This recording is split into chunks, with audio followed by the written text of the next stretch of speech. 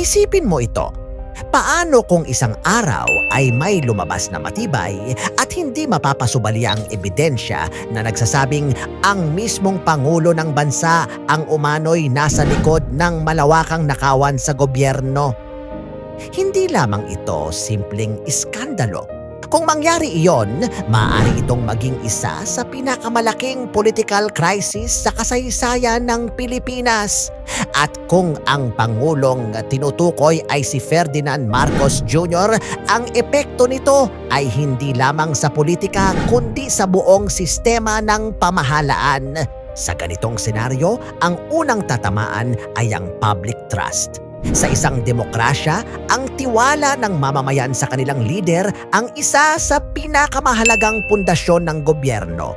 Kapag ang mismong pinuno ng bansa ang nasangkot sa isang malaking kaso ng korupsyon, mabilis na bumabagsak ang kredibilidad hindi lamang ng Pangulo kundi pati ng mga institusyong sumusuporta sa kanya. Maaaring magsimula ang malawakang panawagan para sa investigasyon, resignation o kahit impeachment. Ang susunod na posibleng mangyari ay political instability.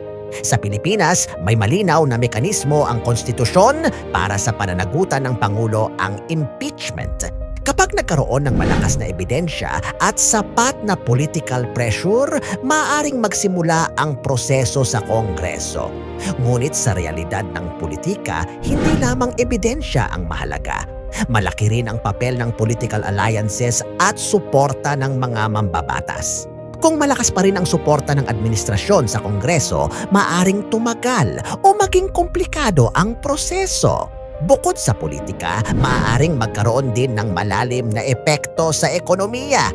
Kapag nagkaroon ng malaking political scandal sa isang bansa, mabilis itong nararamdaman sa financial markets at sa kumpiyansa ng mga investors.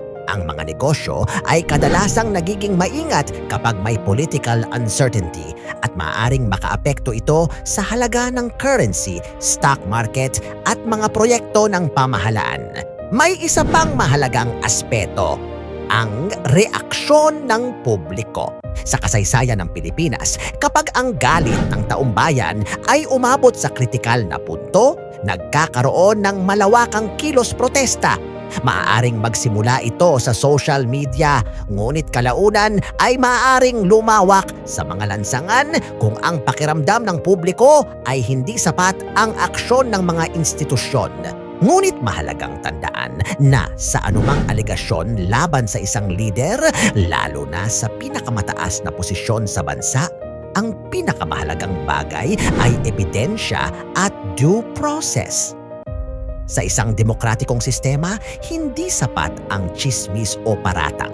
Kailangang dumaan ito sa investigasyon, legal na proseso at malinaw na pagsusuri ng mga institusyon ng Estado. Kung sakaling mangyari ang ganitong sitwasyon, isang malaking pagsubok ito hindi lamang para sa isang administrasyon, kundi para sa katatagan ng demokrasya ng Pilipinas.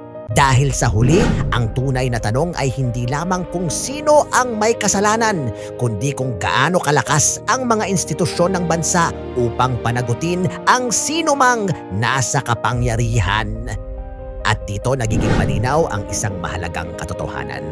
Ang lakas ng isang demokrasya ay hindi nasusukat sa kapangyarihan ng mga lider nito, kundi sa kakayahan ng sistema na managot ang kahit sino, kahit pa ang pinakamakapangyarihang tao sa bansa.